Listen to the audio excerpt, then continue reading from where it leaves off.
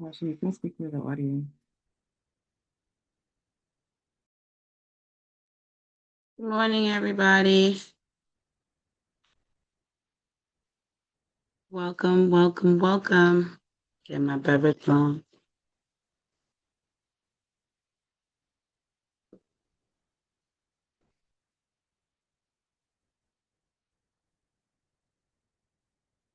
Hello, Facebook land. Hello, Zoom land. Happy Tuesday.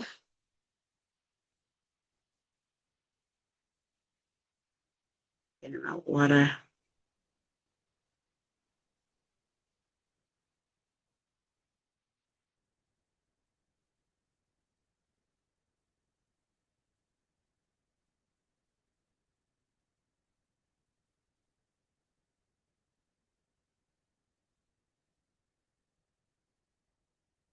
Hello.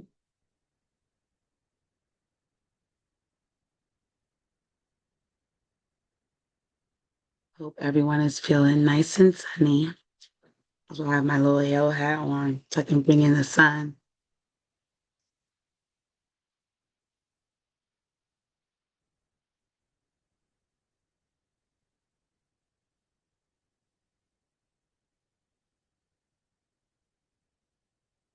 Good morning, Helen.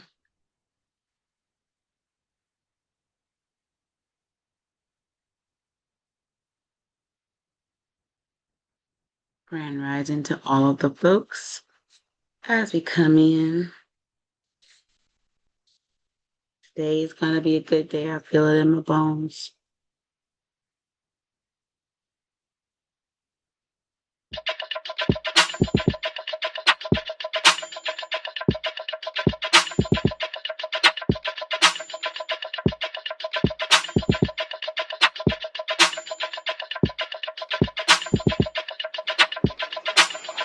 Wake up, everybody. It's time to get up. Wake up, everybody. It's time to get up.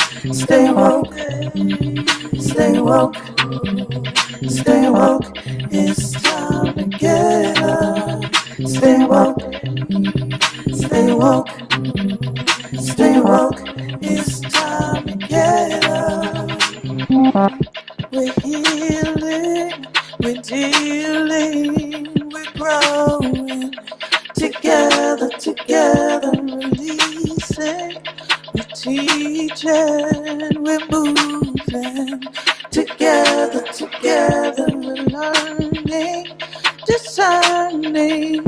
We're striving. Together, we're leading, connecting, transforming. Together.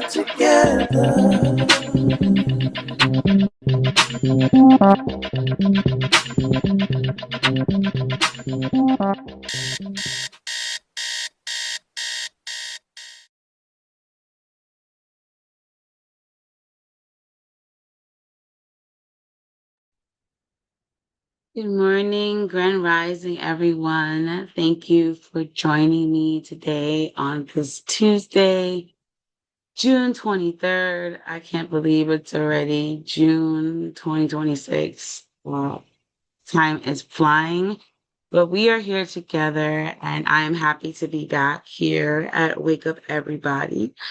Um, Today, we are going to be talking about the multiple sides of harm.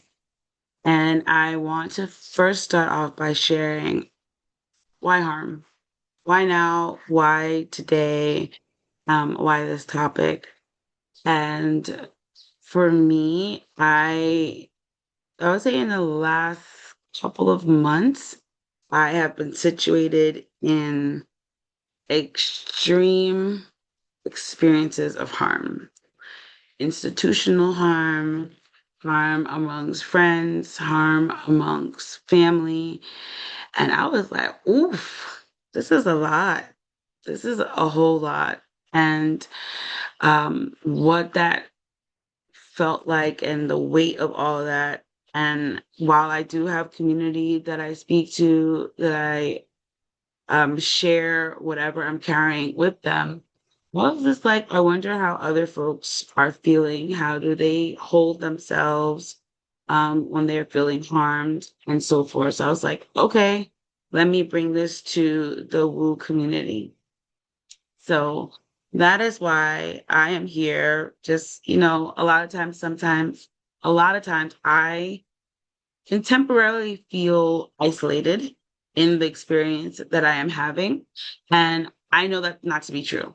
And I know from firsthand experience that when I share out, I am either affirmed by what I'm feeling, and it also gives other folks permission to share what they are feeling. So, I know I'm not alone, and I want to be able to share and also learn from other folks as we talk about this topic. I'm seeing all the good salutations in this space, and so I'm excited.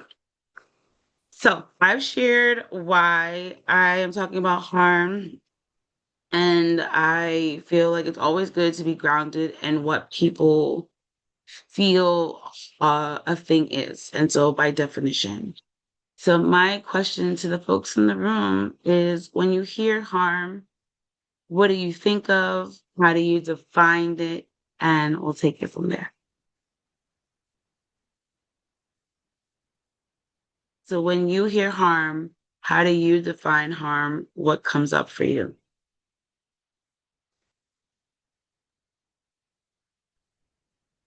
Tasha, this is Jametta. Um, when I hear the word harm, of course, I think of when something is done to you against your will, something that is uncomfortable, something that hurts, you're being abused. Um, Mm, and so those are the words, and I often think of it often in a violent way. Um, mm, and so that's how I think of it when I hear the word. And mhm, then as far as dealing with it, and becoming more vocal about it, I think having community that you trust, to talk to is one of the ways of dealing with it. Whether it's a circle of friends, circle sister circle, or resources that deal with the particular harm that you are being impacted by, as a way of healing and dealing. I'm complete. perfect. Thank you. Thank you for that. Before I respond, I want to see if any other voices would like to share what they think of when they think about harm and how they define it.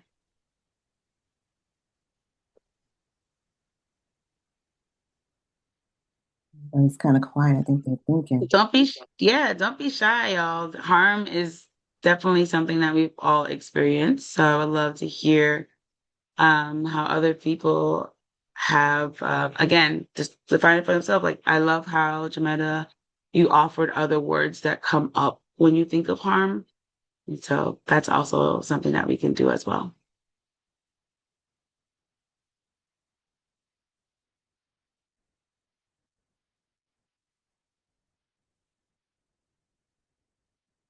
I mean, come on, y'all. No You harm at all. I want to live that life.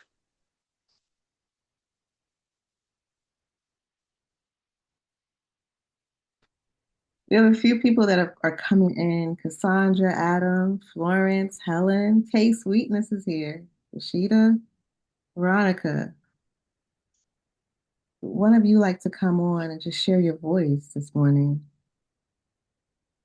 about harm. Can I sing a song?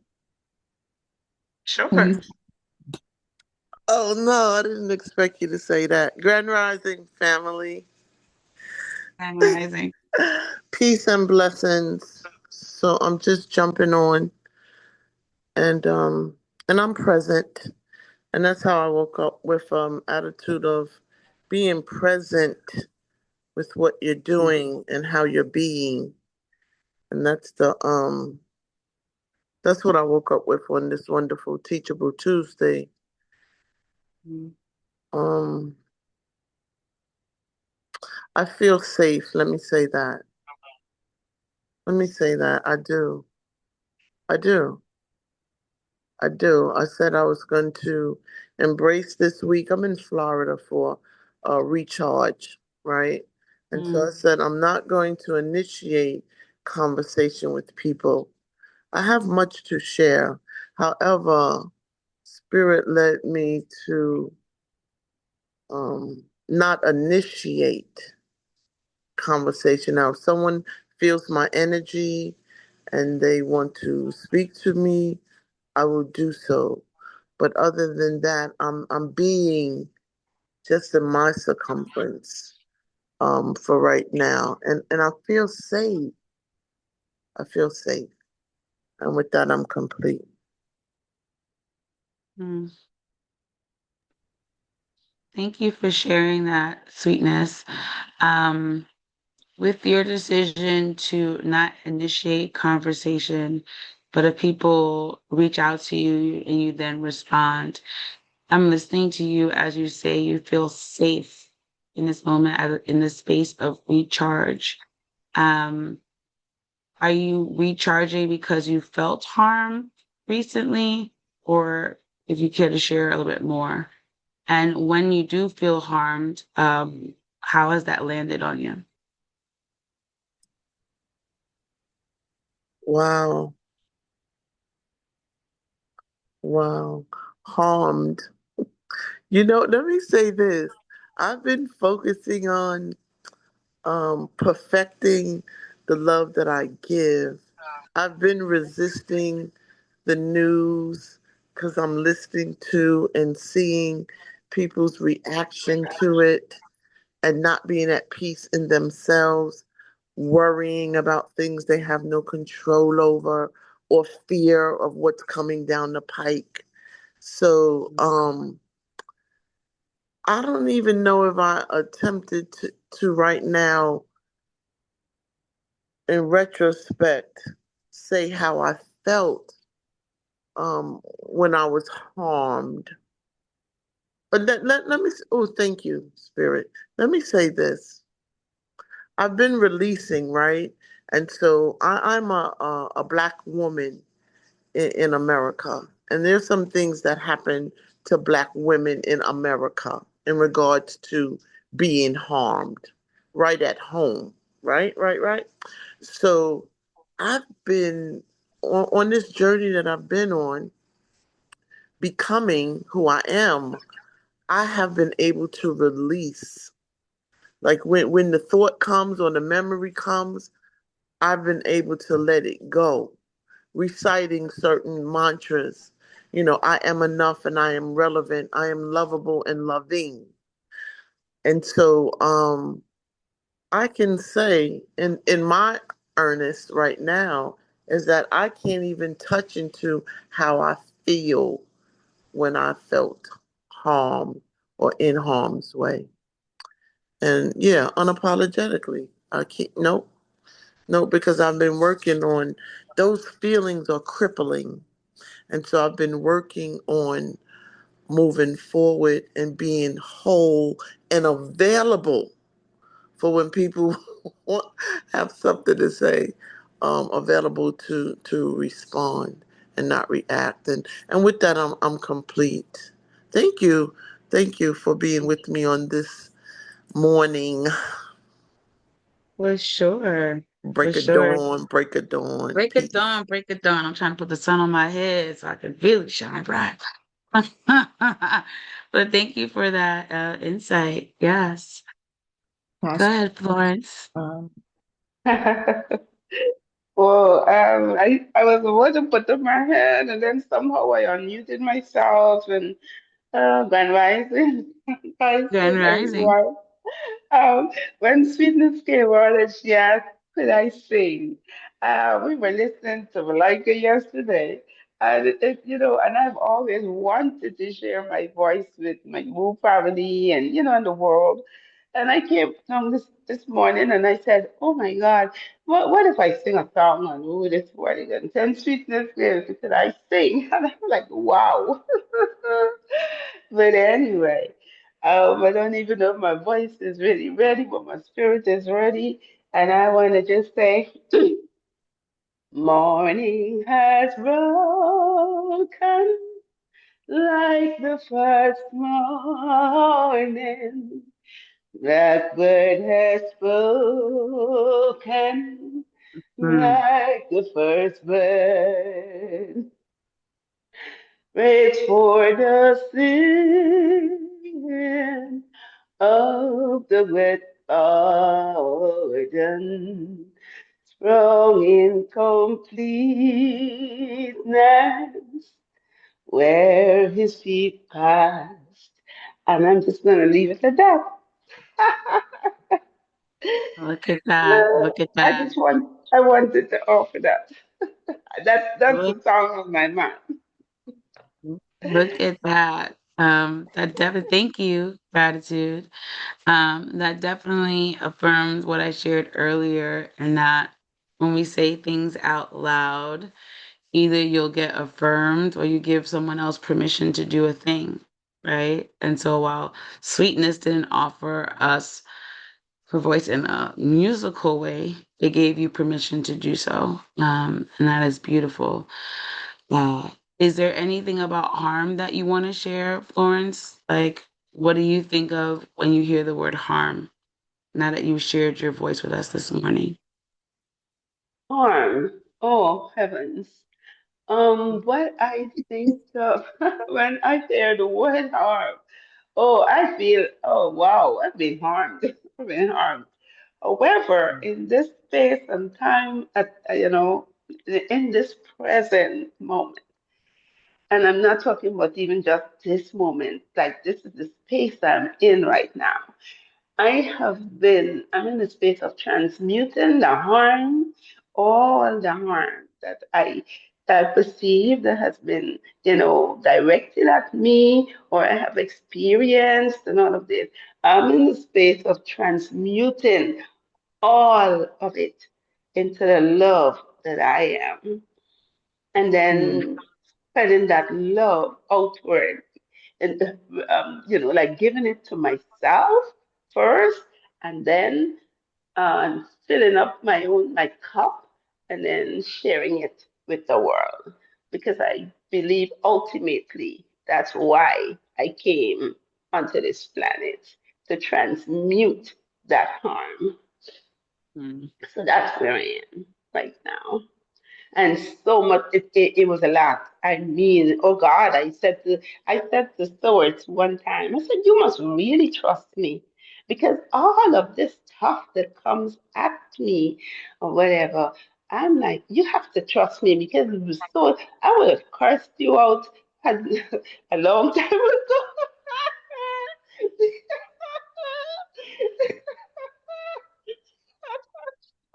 if that isn't for true, boy, there are some times you just be like, ooh, you have been saved because my tongue can be very wicked.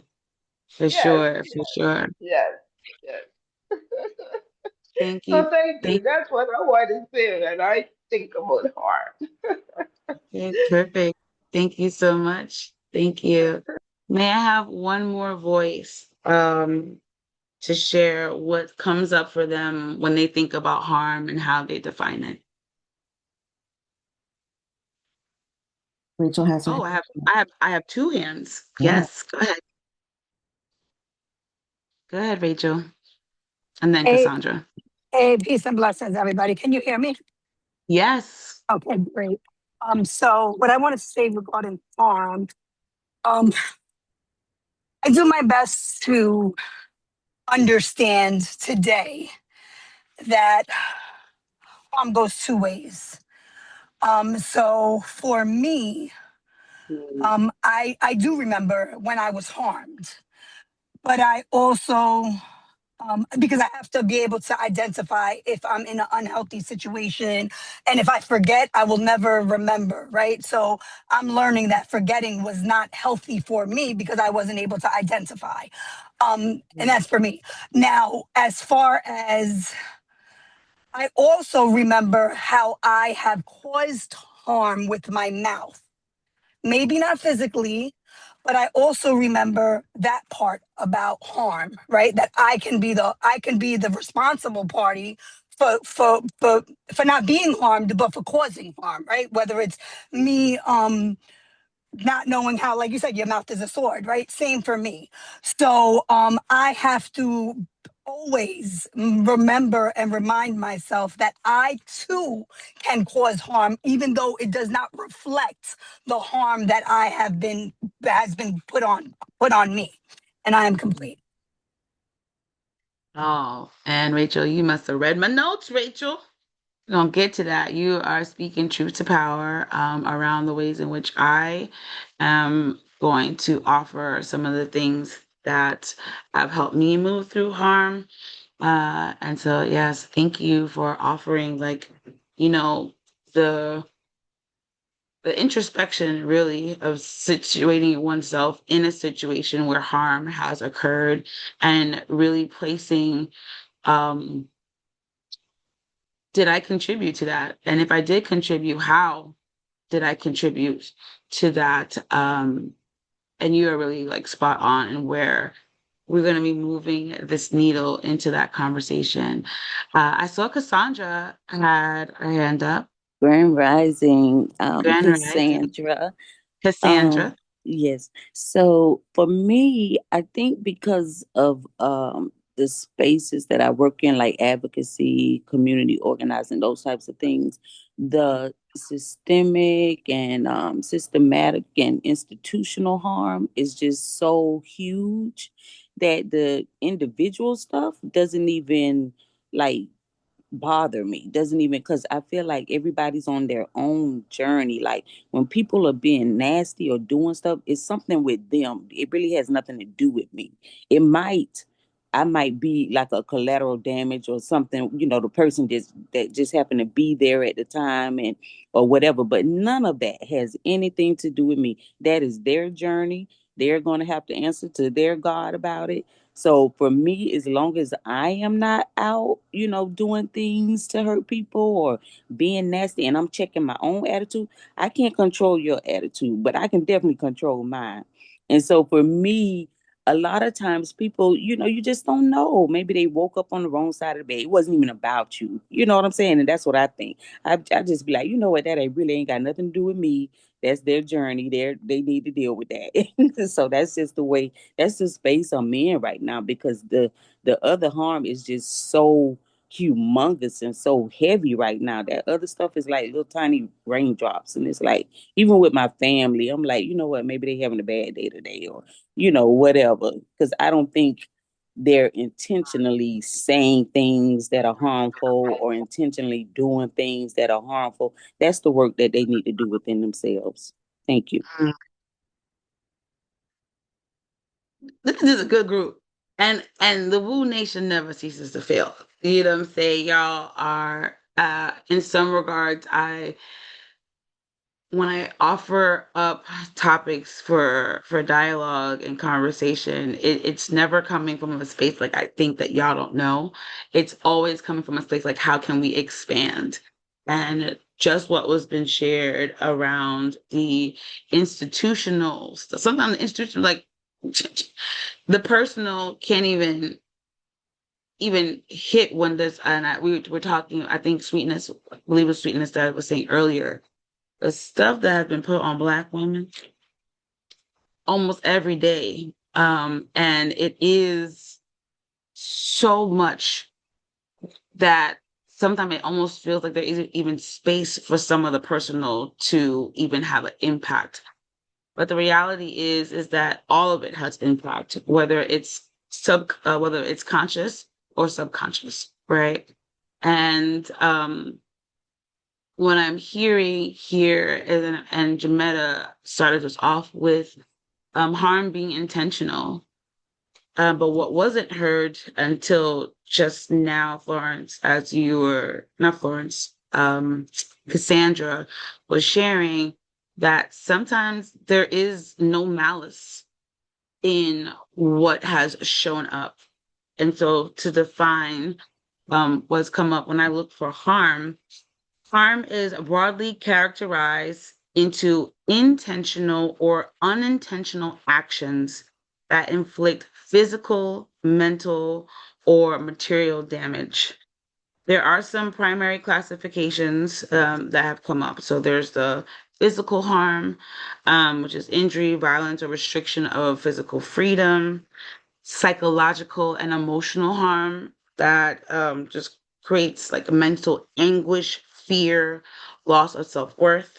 There's sexual harm, where there can be exposure to acts of non consensual activities, exploitation, financial harm, material harm. Like what comes up for me is the deed theft. Okay. Don't get me started on that. There's neglect, there's omission, and there's also self-harm. And what was also brought up was institutional harm. So when I hear that and I think about that, that's a lot of arrows that can be going towards one person, and many people. But I want to uplift what Rachel has offered in that I don't know if anyone has heard of this phrase or this example antidote. And you point the finger at one person, there are like three fingers pointing back at you. And I don't remember where I heard that from, but when I heard that, I was like, oof, mm, mm. These are some of the ways I'm just like, okay, I've never disillusioned myself in the fact that I have not caused harm. But I will say when there have been times that it has been a hard pill to swallow when someone has told me that I've caused them some harm. So before we transition into that, I would love for us to think about, and I would love for us to think about a time when something has caused us harm, and um, think about it, sit with it, and locate if something comes up for you, where is it in your body? And I know some folks have offered that, they're in a space where they're just like, I ain't got no time to even think about the harm. I'm going to transmute the harm. But I'm going to offer up some words from Audre Lorde around the uses of anger, um, to offer some more context. So right now in this moment, we'll just do it for like a minute or so. Think about, again, a moment where someone has caused you some harm, something, someone, and sit with that thought and see if anything comes up for you in your body and locate it.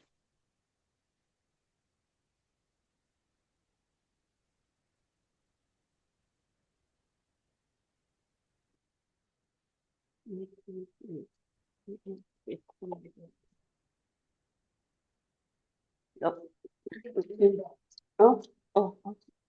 I heard some mm-mm-ms. Does that mean that you found it? Did you locate it?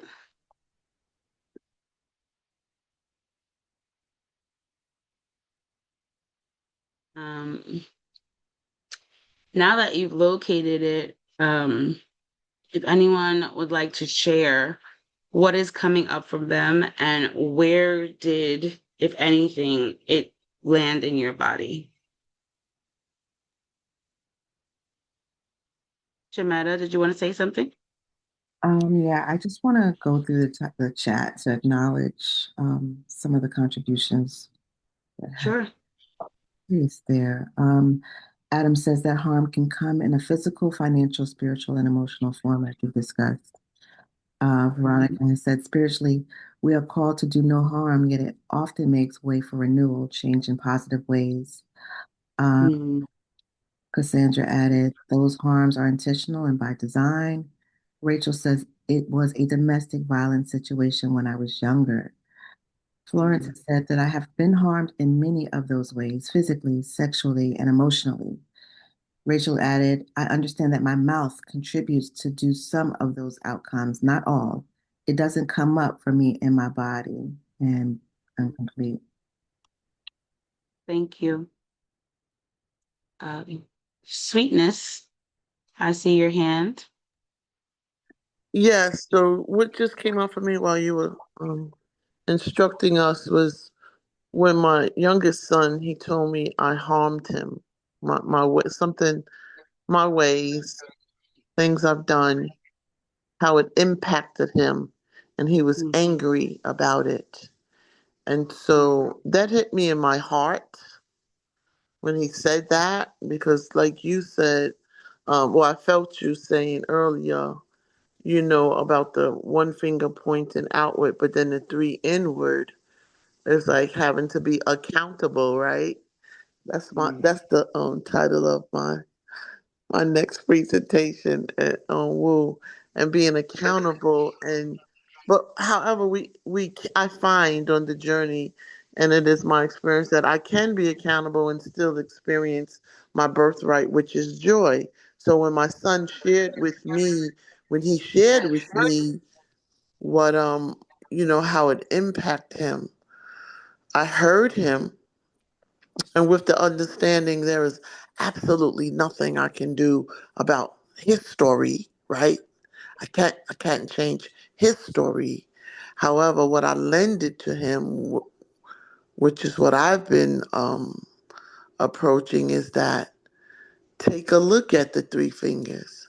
When you think someone has offended you and harmed you such, then take a look at how you might have been guilty of that very same thing, because I can't change that, right? However, I do have power to respond, heal, absorb, release what that feeling is from when someone harmed me.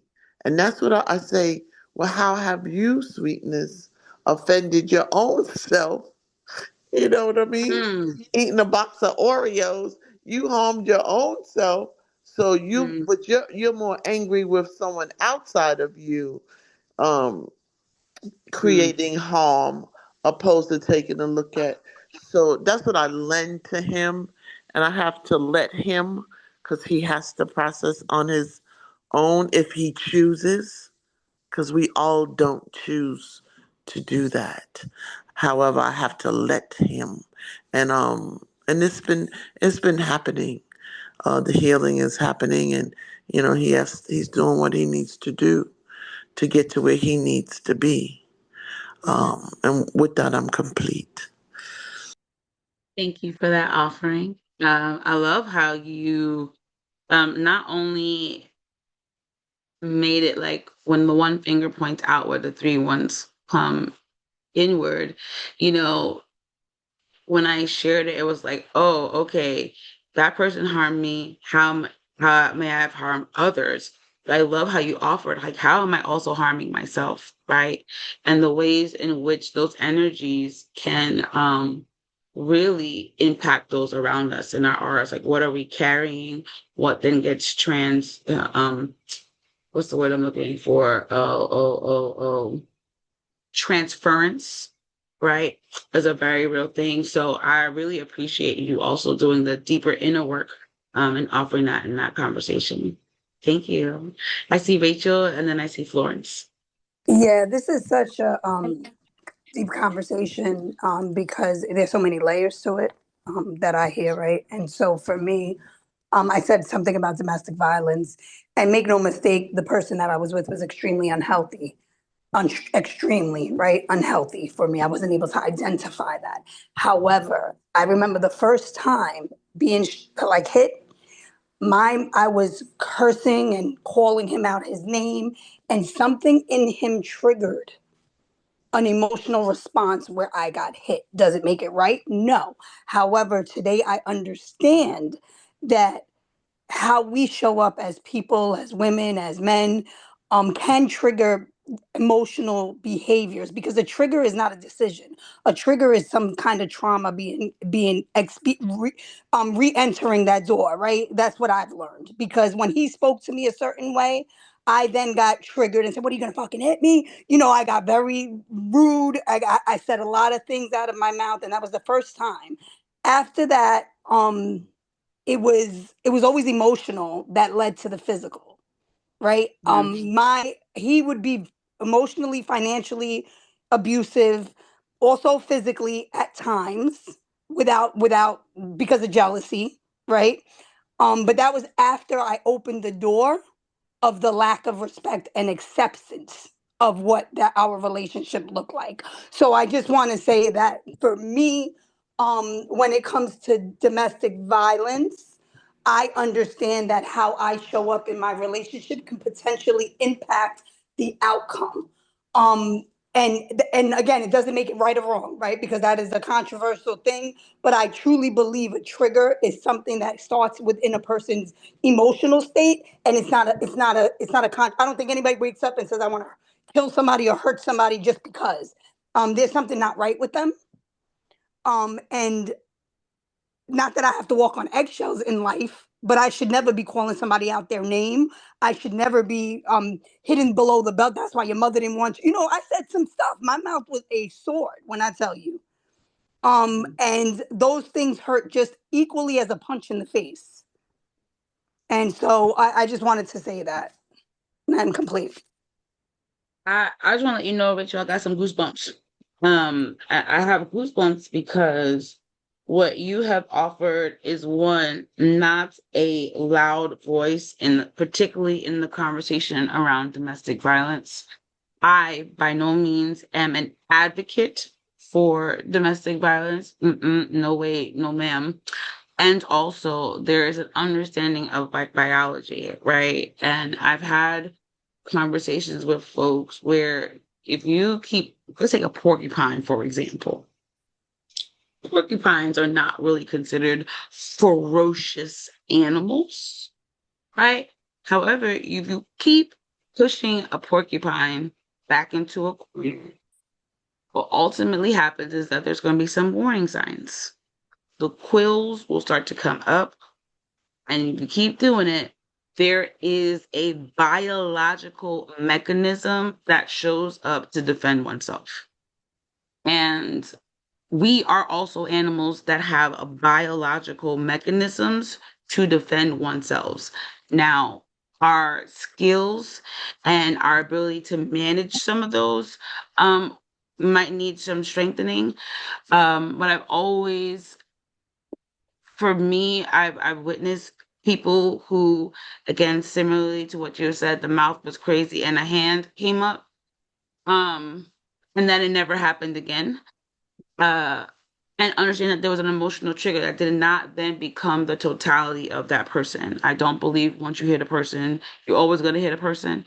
That has not been my lived experience. But there is something to say around the ways in which you have offered that the two things don't have to be ultimately connected, right? Recognizing that, okay, that person did have some unhealthy traits, and that was toxic and that was their stuff. And also, here's where I contributed, and here's where I can ultimately evolve and shift as I'm moving through life and other relationships in life. So I really have in gratitude for what you offered in that in your offering. Florence, I saw you said it was in your Yes. where was it? Where Um, did it land for you? Go ahead. oh, wow. Landed in my body, in my chest, in my jaw. I clenched my teeth.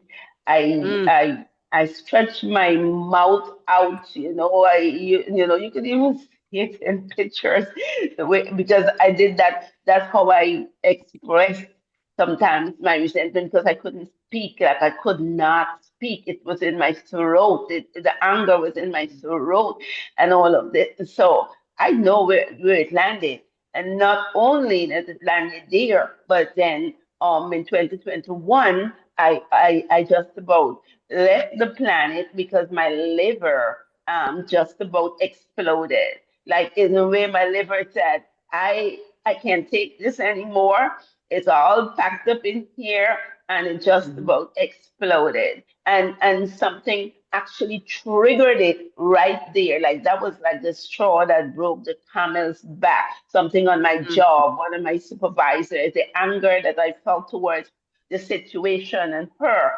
I felt it was so unfair, and that I was experiencing that unfairness like all my life. And then when it's like she triggered that feeling in me from since I was a kid.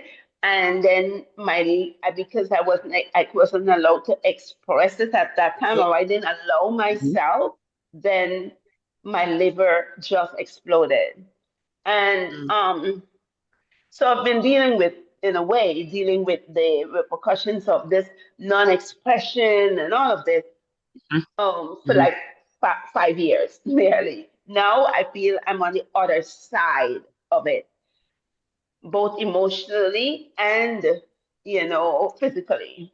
So anyway, um, my daughter now felt for years that I harmed her, and I know that in a way it was unintentional because I wanted to be like the best mother in the world, and Mhm. but I ended up in a way harming her. And so I've been taking responsibility for the harm that I unintentionally caused her, and also the harm that I begun, I think, with my dad beating me. Oh Lord Mhm. Jesus, don't worry with that because I had one of the dads that felt that was the only way for correction or for, oh, whatever, discipline. And Mhm.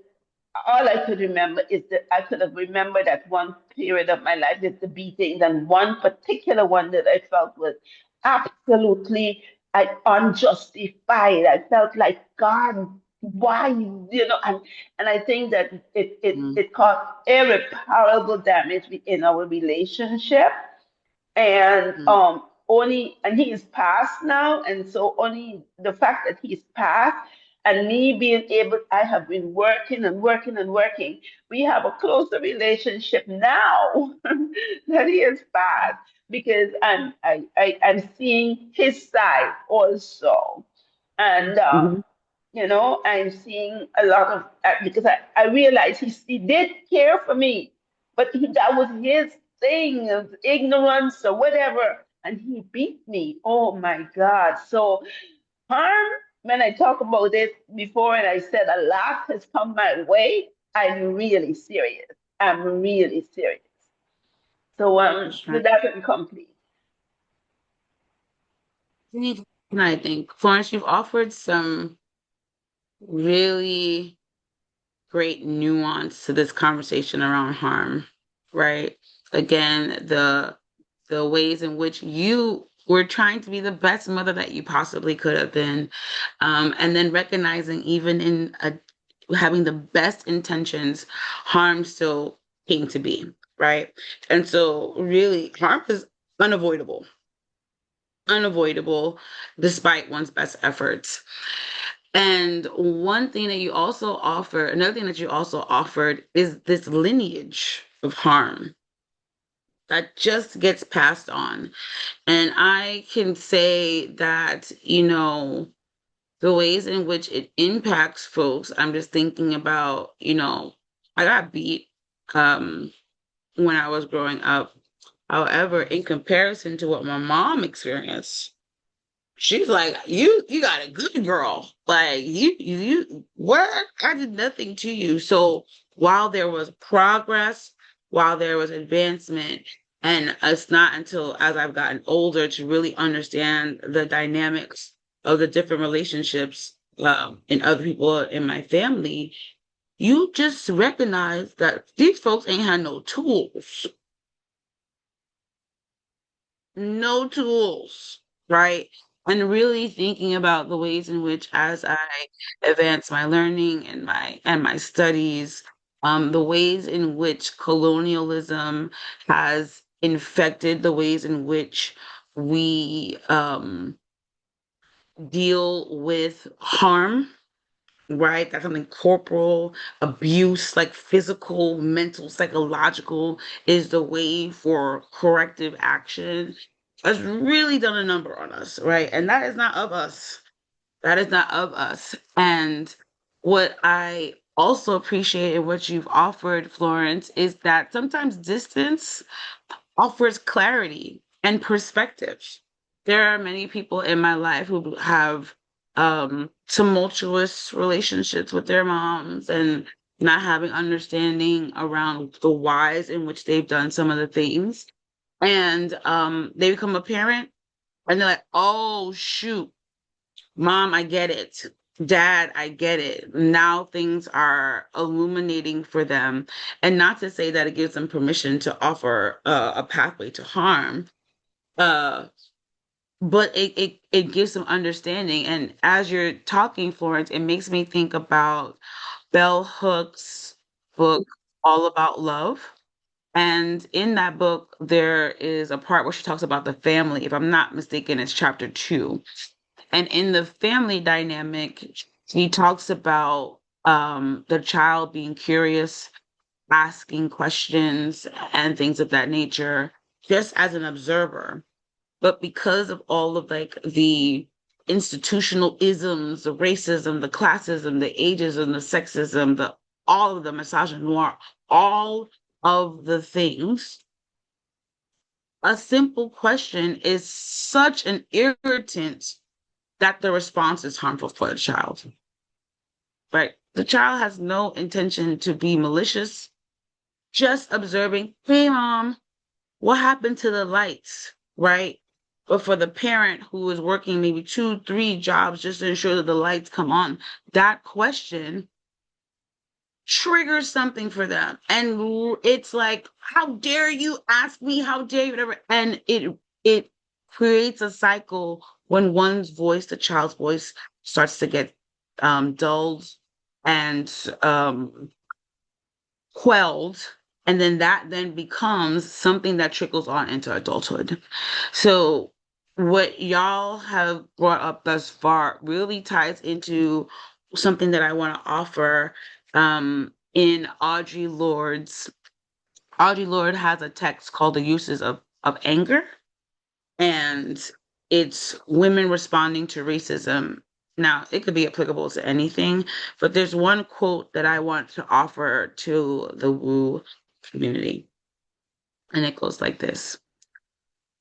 It is not the anger of other women that will destroy us, but our refusals to stand still, to listen to its rhythms, to learn within it, to move beyond the manner of presentation to the substance, to tap that anger as an important source of empowerment. I cannot hide my anger to spare your guilt, nor hurt feelings, nor answering anger, for to do so insults and trivializes all our efforts. Guilt is not a response to anger. It is a response to one's own actions or lack of action. If it leads to change, then it can be useful, since it becomes no longer guilt, but the beginning of knowledge. Yet all too often, guilt is just another name for impotence, for defensiveness, destructive of communication. It becomes a device to protect ignorance and the continuation of things the way they are, the ultimate protection for changelessness. One of the things that I absolutely love about Audre Lorde is her constant invitation for us to feel, right? Feel the things because it gives us information, right? Being angry and angered by something for me is a single signal that we are not dead, right? Because if I become unresponsive to something that should be identified as an injustice and all of those things, child, you have bigger problems.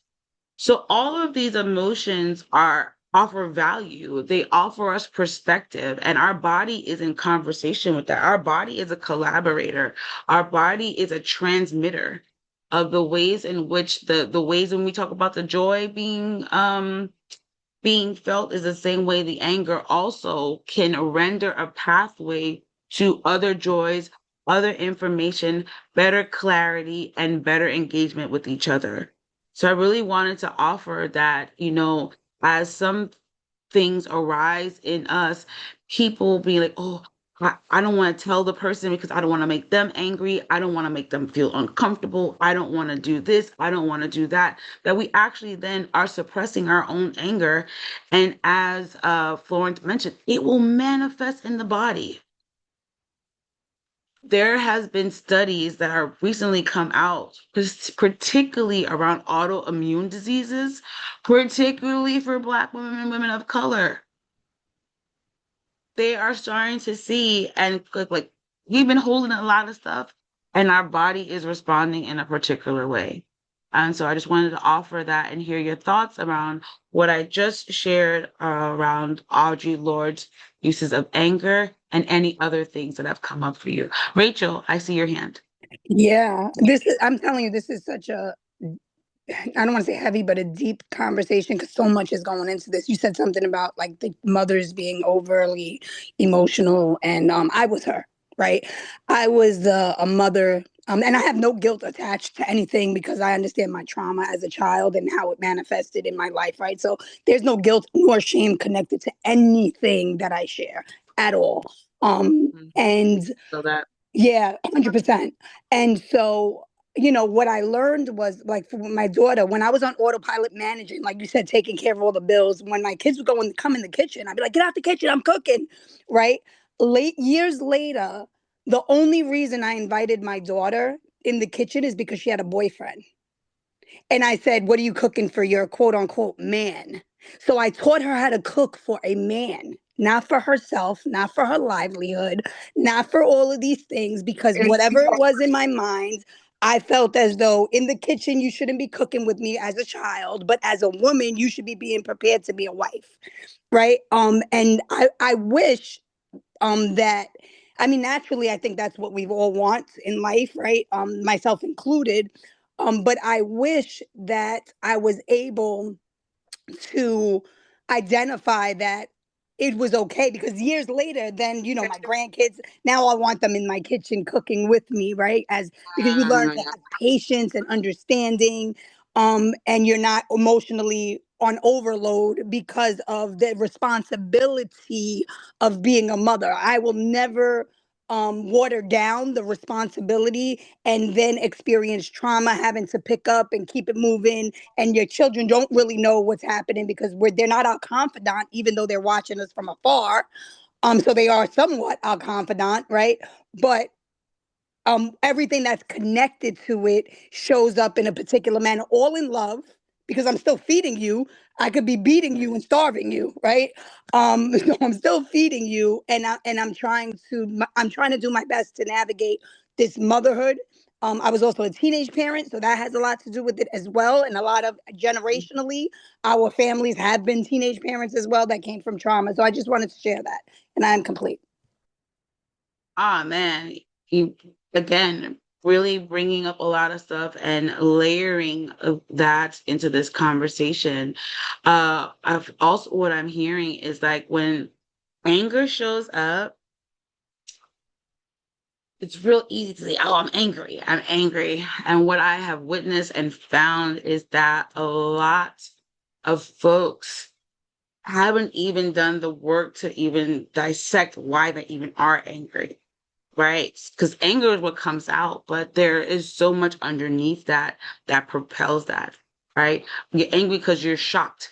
You're angry because you're frustrated. You're angry because you're sad. You're angry because you're disappointed. You're angry for a multitude of reasons. And the information that comes up from assessing and having access to those words is so important. And I have found that um having access to the feeling wheel has been a game changer, and I can put that in the chat because I actually walk around with a feeling wheel on my not like on my laptop, on my desktop, and it has offered so much clarity um, for understanding even my own self while I'm being introspective.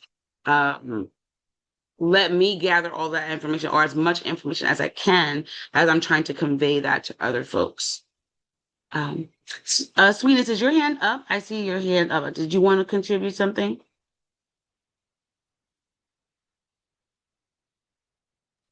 Whose hand you looking at? Oh, it never lowered. Y'all didn't lower it. Oh, okay. I just wanted to make sure I wasn't missing you, Sweetness. Oh, thank Um, you. I feel so heard. Oh, thank you. you're ever so welcome. Does anyone else who hasn't spoken as of yet want to share what's coming up from them connected to the quote? What is it? And Rachel also brought up shame, guilt, and shame, child, are debilitating in the ways in which we can like hinder the ways in which we could commune. And sometimes something could feel like a thing. But once we communicate with each other, you realize, oh, that's what that was. Perception can be a devil, you know. Perception can be a thing that really is it's not what we thought it was. And until we get clarity could be holding on to something that is a block when really it could just be a pathway. Tasha, we have a few comments in the chat. So I'm going to go. Sure. Cassandra has said, nothing I could ever say or do would make or cause anyone to put their hands on me outside of putting my hands on them first. We have Zoom user who has said, harm is any obstacle to our total well being, physical, mental, emotional, financial, social, political. Harm is usually accidental based on triggers from our upbringing and experiences, and also a choice in the moment without fully considering the consequences. Accidental harm is human, deliberate harm is evil. The same user, Zoom user, has added, we've always had tools and models because every parent didn't physically abuse their children during slavery or afterwards. Some people just need the time and or opportunity for reflection, patience, and negotiation. That's all why also why we shout to save time and lives. Florence added, guilt in my mind is not an empowering emotion. Um, I guess the response to that from Zoom user is guilt can lead to reflection and repentance. And it would be great if the Zoom user could identify themselves, maybe change your name.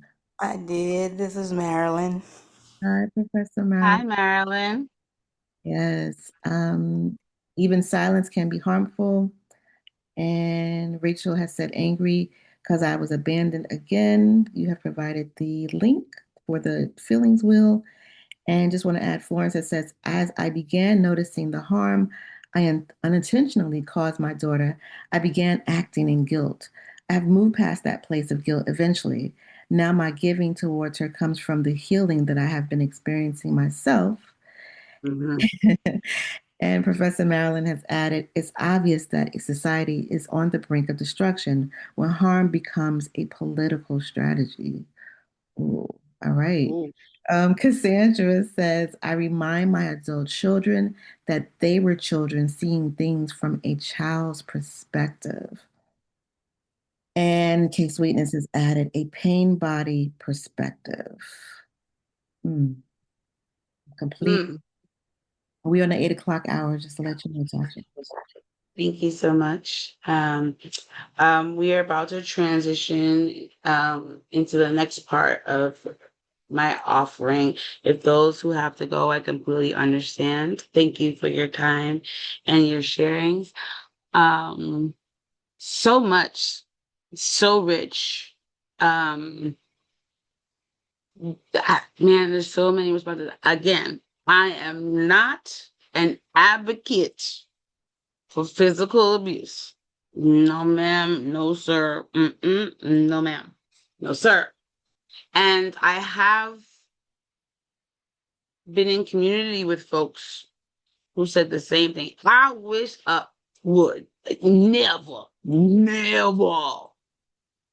And never changed. They found themselves in domestic violence situations. Like I mentioned, first and foremost, I am an artist, and I did a piece where I was talking about DV, and I put a call out for folks to do submissions on like how we were going to do this work. And a classmate of mine reached out to me, and I was like, "Girl, what you talking about? Like, girl, why you reaching out to me? This is for domestic violence." I have been in Catholic school all my life. I went to Catholic elementary school. I went to a Catholic high school. And the person that reached out to me was the captain of the cheerleading squad. We were both in honors classes together. Like, girl, what you talking about? I'm looking for people who have experienced domestic violence. And she was like, girl, what you talking about? I have. I've had a partner that broke my nose. I had a partner who burned me with cigarettes. What? Right? And so it was a reminder of one, you can never prescribe who is susceptible to domestic violence. It can literally be anyone. And someone who was fortified in a way that there's you, if someone had asked me to put a bet on it, I'd have been like, absolutely not. Right. And so circumstances will we would want to believe that we would never be in those conditions, but the reality is that there are many people who said never, um, that have found themselves that way. So this is another reason why I am offering up the ways in which these conversations, these activations around harm can really allow for healing for all parties, right? I came across in my work as a sex educator and a STD tester. Was one day I was out in the field and I had a gentleman that I was just doing a session with, and he felt safe enough around me because I've cultivated a brave space to say, I have thoughts. I have thoughts about children, and I know that it is wrong, and I do not want to engage with that.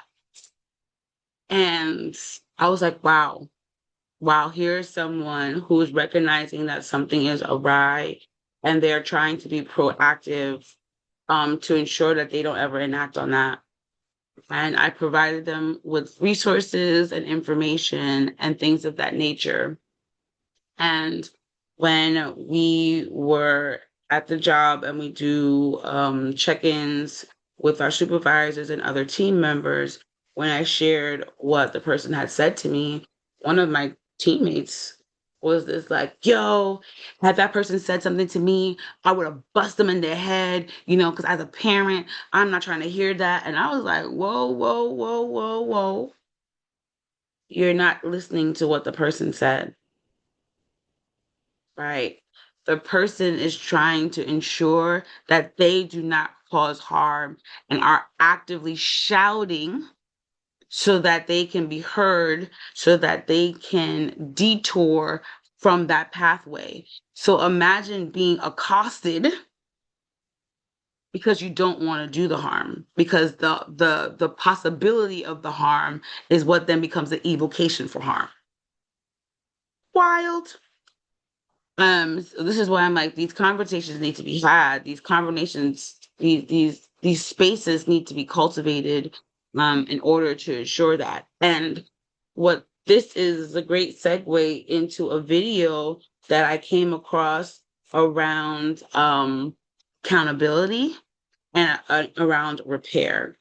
And so, Jametta, if you don't mind, if you could play that video for us, please.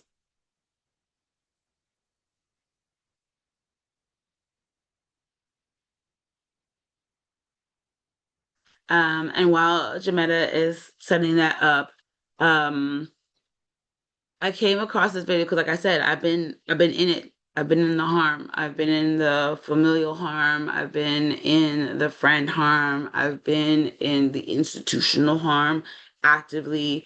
And in a state of repair, I came across this video and I was like, ooh, ooh, mm-hmm, mm-hmm. This is exactly what needs to be heard for folks in a loud voice. And also the reality that I too have caused harm. And I interestingly enough, I cause harm because of, like Audrey said, sometimes you feel guilty for a lack of action. And I realized that there was no intention for harm. I was like, I told if a friend had asked me to like write them a recommendation letter, and they were like, well, I really don't know how you would articulate the ways in which you would speak about my art. And I was like, what you mean? I talk about your art all the time. I think your art is great and all the other kind of stuff. And I was like, well, you know what? Maybe I shouldn't write your recommendation letter. And I can't even tell you, not only did I hurt them while that was not my intention, I was trying like to avoid being hurtful if I did not meet the standards of what their ask was. I physically saw how my immediacy to like have a laissez-faire, hands-off approach didn't really address the reality that in actuality they were right. They had not heard clearly the way I felt about their practice and the way I would articulate that. And so having to work through and mm, work through the mess that I had created because I was like defensive, like, well, how, why, what are you talking about? In real time, I can never take that back, but I can offer up amends in real time. And so I just want to offer up that too. I am very much aware that I have caused folks harm and really having to sit with the discomfort around it because it doesn't feel good, especially when it's not intended. But sometimes intent has no bearing on impact. And so I wanted to offer that. I bring this to the table as a place of learning and unlearning for myself as well. Oh my gosh, I'm trying to bring up the video. Just give me one moment, please. Sure, no worries. Um, are there any other comments that people would like to share while we get the video ready?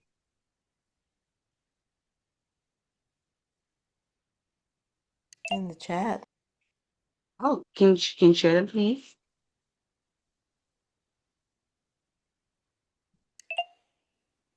Me No, or Jametta? I can share them. Actually, Jametta is working on the video. Okay, so I'll share the chat. Where did we stop?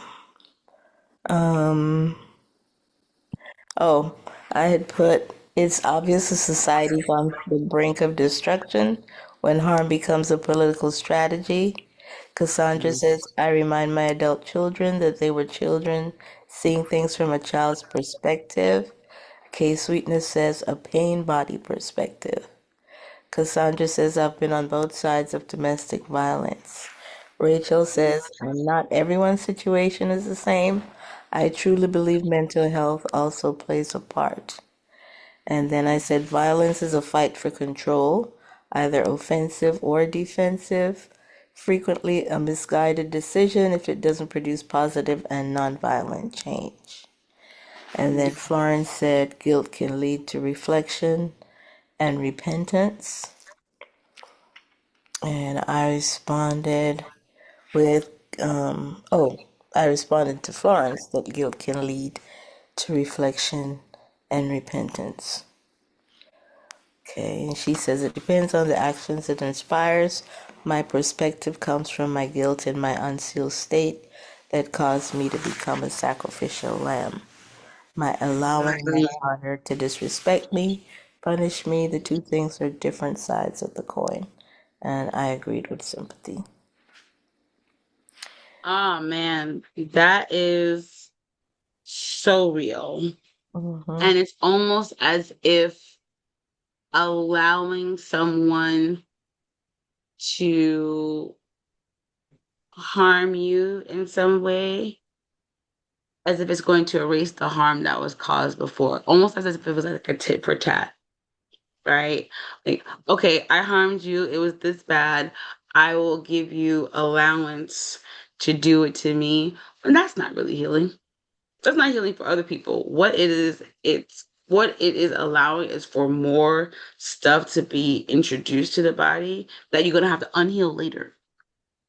But these are some of the ways in which we were offered, um, that also need to be unpacked, that also needs to be talked about. And especially as life progresses, that unhealing will show up in ways unexpectedly. Um, I am unsure if I may have mentioned it in earlier offerings that I had. Um, but my mom is currently living with dementia, and my grandmother, my maternal grandmother, her mom, also has dementia. Dementia actually runs on both sides of my family. And I am seeing the ways in which unhealed relationships then come up, particularly in the experience of care partnering. Because a lot of times there is a sense of obligation in order to care for one's parent. And I, as the grandchild and the daughter, have to understand, for my mom, sometimes she doesn't understand, like, I don't know the version of your mother that you are responding to. I'm responding to her as my grandmom. And those things that you experience, I don't know them. So I can't hold that in the same capacity as you, and vice versa, right? And I was talking to someone recently in my relationship with this ailment, and it's like, they tell you dementia is a disease of the mind, right? It's memory loss, whatever. They don't really talk a lot about the behavioral changes that happens. That's a whole nother topic, y'all. But what I find is that it could also be an ailment of the heart, as well as an ailment of unaddressed emotions, right?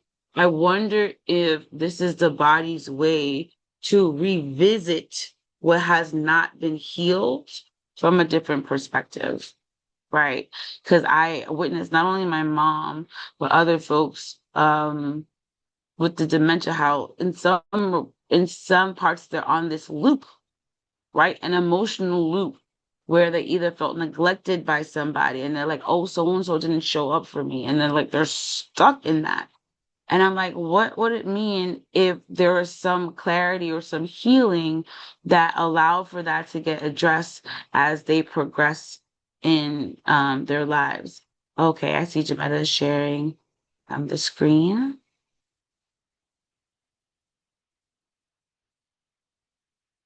Okay, perfect. As punishment. Accountability is an act of care. The main form of accountability we've been given is punishment, public shaming, ostracization, canceling, grounding, detention, and incarceration. Punishment is the main tool of the prison industrial complex and thus tied to white supremacy. Punishment says you caused harm, so we will harm you in retribution. This harm involves disconnecting the harm doer from those who care about them by way of incarceration. Because we are wired for connection, punishment is antithetical to healing. In the criminal justice system, admitting that we've caused harm, i.e. pleading guilty, leads to social ostracization, I know I'm fucking that word up. A criminal record and incarceration. Because punishment is the main form of accountability that we've known, we've come to learn that we must never admit wrongdoing. Accountability says you caused harm and are still deserving of care. With accountability, we can acknowledge that we caused harm, make amends, and stop cycles of harm from occurring. We do this by being in community with others that will hold us accountable. Accountability looks like being called in or called out, having a conversation where harm is named and amends are requested, and naming our boundaries, including boundary violations. With accountability, no punishment is required. Instead, we move towards repairing and healing. For those unfamiliar with accountability outside of punishment, feelings of shame may come up. Shame tells us, I did something wrong, therefore I am wrong. Shame is not the same as remorse. Remorse tells us, I messed up, I hurt someone, and I need to be accountable. For those unfamiliar with accountability outside of punishment, feelings of defensiveness might also arise. You might feel the need to tone police the person who asked you to be accountable. You might feel that they are being mean instead of kind, nice, or polite. But here's the thing. If someone took the time to name the harm you've caused, that's the kindest thing they can do for both of you and them. The very act of naming the behavior demonstrates some belief in your capacity to hear what they're saying and learn from it. We need to build our capacity for being accountable. Accountability is a skill set. We need to push through our fragility so that we can see accountability as an act of care. And we need different models of accountability that aren't rooted in punishment. Give me that damn phone. Accountability. Thank you so much for that, Jametta.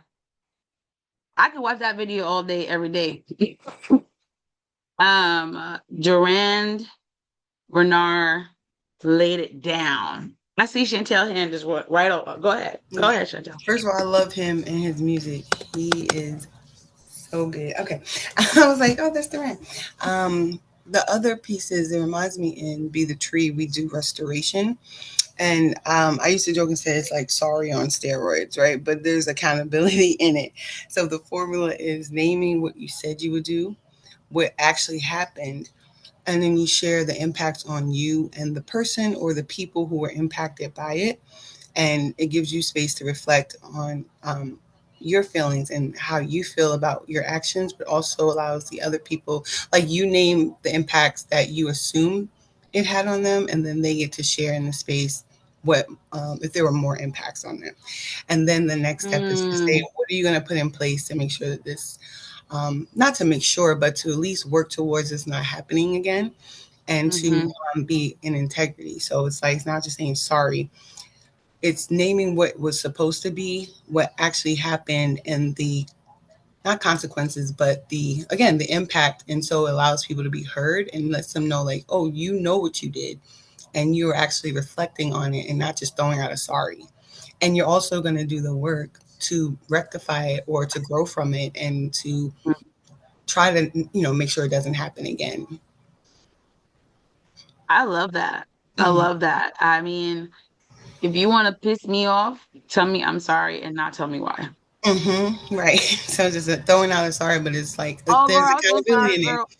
And I'll hit you with a for what? Why are you sorry? Yes. And what are you Tell going to me, do about please. it? Right. And I just love that there is space for all parties involved to say that, Right. because there is the reality that perception can distort what hmm one has felt. And outside of that dialogue, being just sitting in the thing does not allow for that clarity to come to the surface. Right. And it also like, I don't even know how I came across this, but there's something called the empty boat mindset. hmm And I can share it with the group as well. Basically, there's a monk meditating, and then a, a boat, like the meditation is disrupted by impact, hmm right? And then it's just like, ah, who messed up my meditation? And it's like, It's an empty boat. Mm-hmm. Oh, okay. The boat was just doing what the boat do, and the both of us happened to bump in each other's path. Mm-hmm. And so really allowing for oneself to like manage all the things that arise and also considering what did someone say to me? Don't presume the worst almost immediately. And that is hard as hell, Right. right? Because when you're feeling all the feels, feeling that maybe you didn't mean to do it personally, it's hard as hell. It's Right. hard. And so these are all practices that require strength training, as with anything else in our lives. But thank you for that share. The story on steroids. I'm gonna use that. Thank you. Is there anyone else who hasn't spoken that would like to offer up thoughts, considerations, reconsiderations after hearing all that's been shared today? Quotes, the video, the testimonials.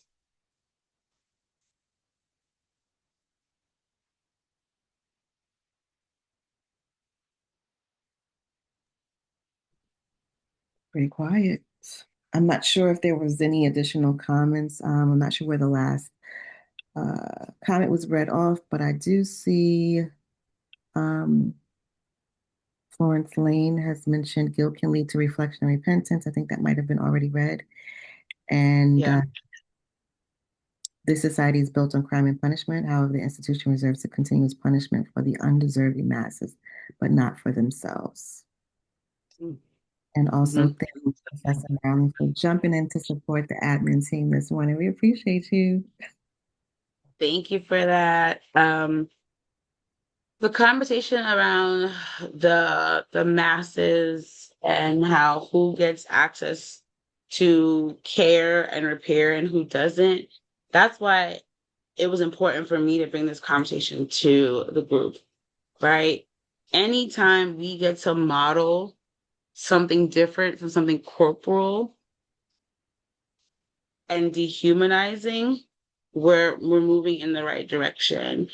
Um, my aunt was murdered some years ago, and horrific. Still, like I can't believe that happened. It was by someone that not only did she know, but the family knew, someone very close. And when it came time for like the legal proceedings and time spent, time needed, and what would be this person's punishment, I actually wrote a letter to the court um, asking that they preserve their humanity and that there's no amount of time that they can give this person that would bring my aunt back.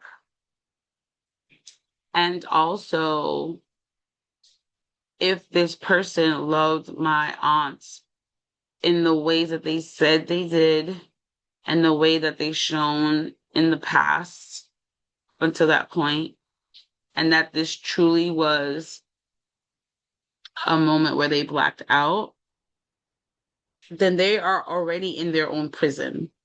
Now that the reality of the um, permanent harm they have caused to not only their relationship, but to the family and friends of the aunt.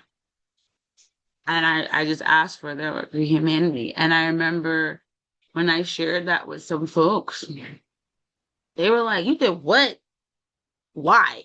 That person should be there for life. That person," and I'm just like,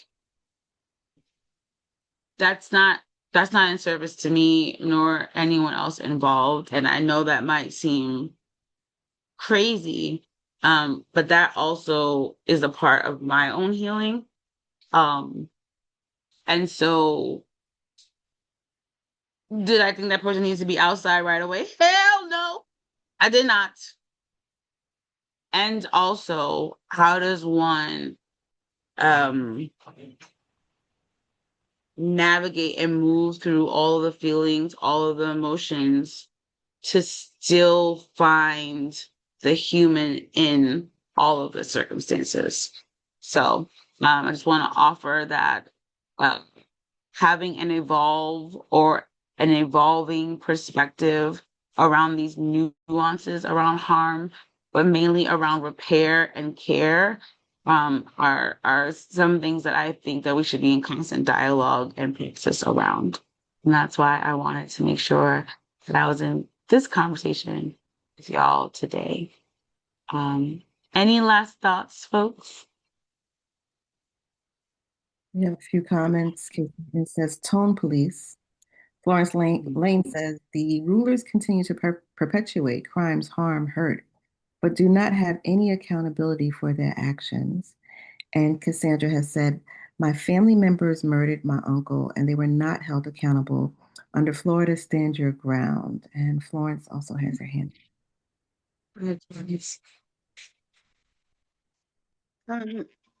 I just want to offer to, I think it's Professor Marilyn that said, you know,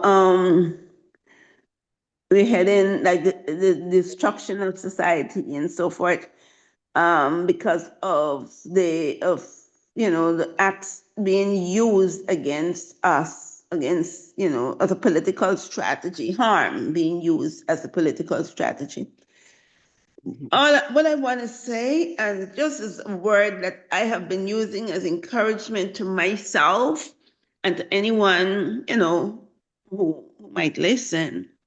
Um, last winter it was like one of the worst that I have experienced, and I lived in Canada and um uh, uh in America, and people talk about the winters in Canada and all of this, but the winter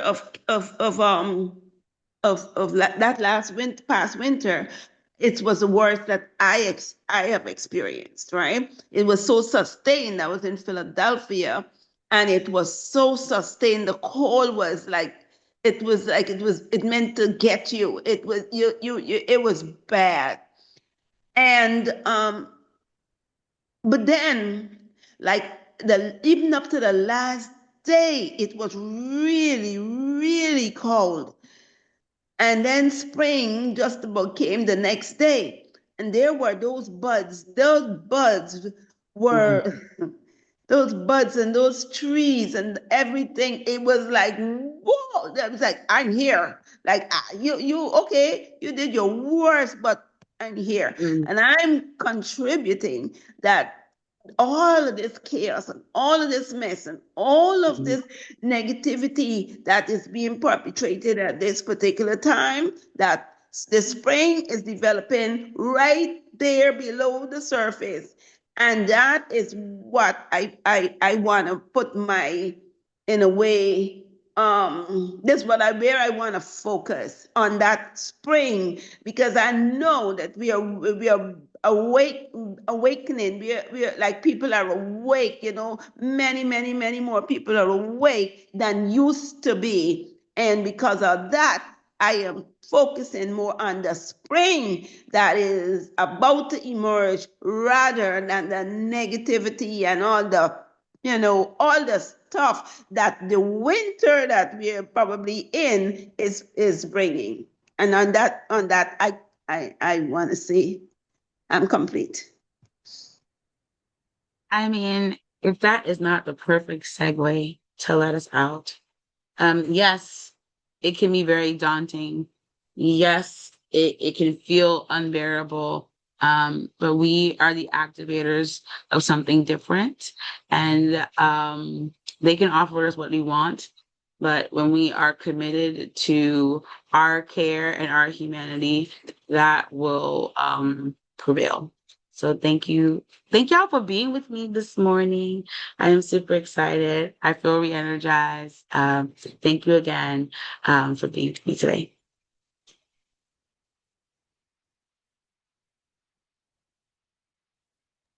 Thank you, Tasha. This was wonderful. Um, just want to catch the last chat messages. You've put in a link for a newsletter. Can you tell us a little bit about that, Tasha? Oh, it's not a newsletter. It's an article about the empty vote mindset. And so it just basically talks about the ways in which the monk was meditating, and then when he feels the impact and was just like, oh my God, who did what happened, what happened? And then realized that it was just an empty boat. And it realized just like how the ways in which our anger and frustration can disappear when we realize that it's not something that's happening to us, it just happened. And so I wanted to share that with the group. Yeah. All right, so we're gonna pull up the slide deck at this moment and close on out. We're gonna ask that everyone stay just for a few minutes because we want to make sure that Tasha receives her love this morning for such a wonderful, wonderful session. And I just want to add the last few comments that came in as you were ending. Kay Sweetness said, it might be winter outside, but in my heart is spring. I love it. All right. And then Professor Marilyn said, on the brink isn't over the edge. Love that. Right. So my computer sharing and everyone see the screen. All right. So you have a special offer, Tasha. If anyone is looking for an MC, a facilitator, a moderator, please hit our sister Tasha up. You can reach her via her contact info. Her phone number is 646-389-9227. You can follow her on Mhm. Instagram at Conversations, and you want to check out that spelling because it's spelled a little differently. For CONVHERSATIONS_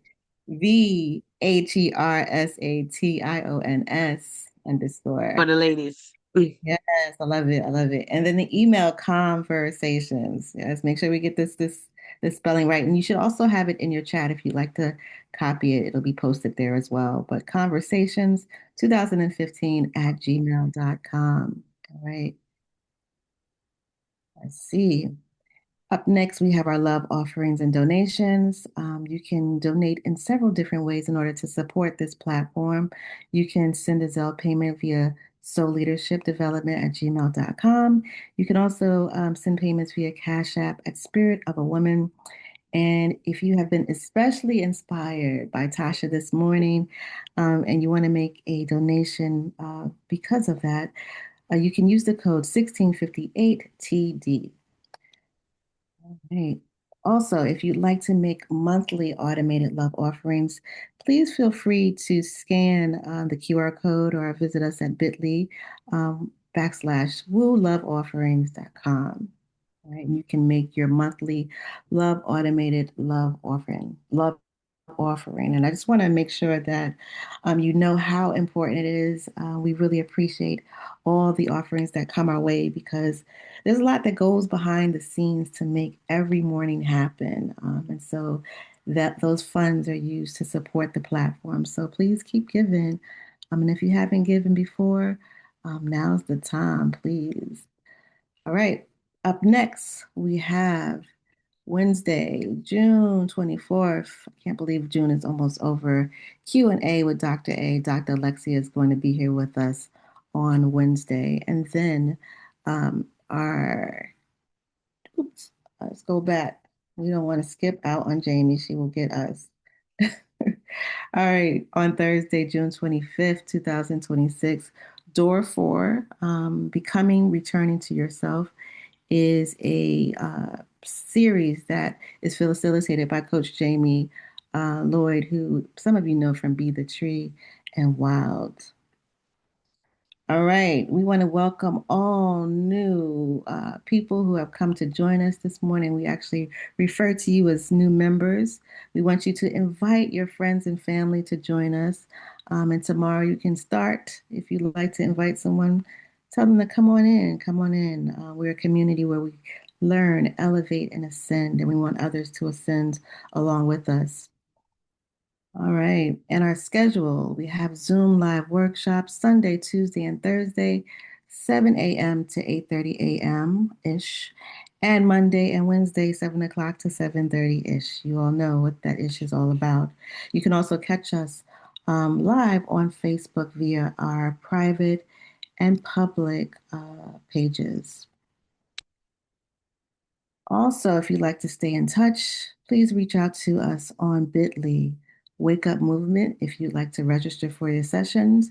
You can also reach us again on the private and public pages on Facebook. The private page is Woo Community, and then the public page is Woo Nation in all caps. You can also visit us on Instagram at Wake Up Everybody Virtual. On YouTube, it is bit.ly /woo on YouTube. And you can also email us at the address there.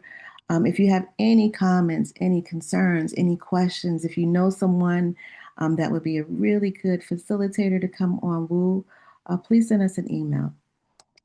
All right. So at this point, I'm going to stop the share. And we're going to open up the space and give Tasha some love, some good old love. So everyone unmute yourselves and come on. Hi, Tasha. This was amazing. Wonderful hearing. Thank you so much. This was Thank you, amazing. Queen. I We love appreciate you. We you. appreciate your energy Admire and you. all you brought to the Back. space Thank you this so much. morning. Thank you so much. Inspired by We you. appreciate Thank you. you We so love much for you. doing what you do. May all you Thank Or you. put your appreciate it. head and your heart Relevant too. and May God valued. bless 100-fold. Inspiring, Love, love, love. clarifying. Peace, Enjoy love, this lots of beautiful day. rest. Thank you No for doubt. putting it out there. Replenishing. Thank you for your Have a great energy. day, everyone. Felt Thank really good. y'all. Thank you, Tosh. Thank you for facing it. Coming back. Great day, all. Have a wonderful Thank you. Have a great day. You Rest too. well. Bye, y'all. Okay. Thank you. Peace and blessings.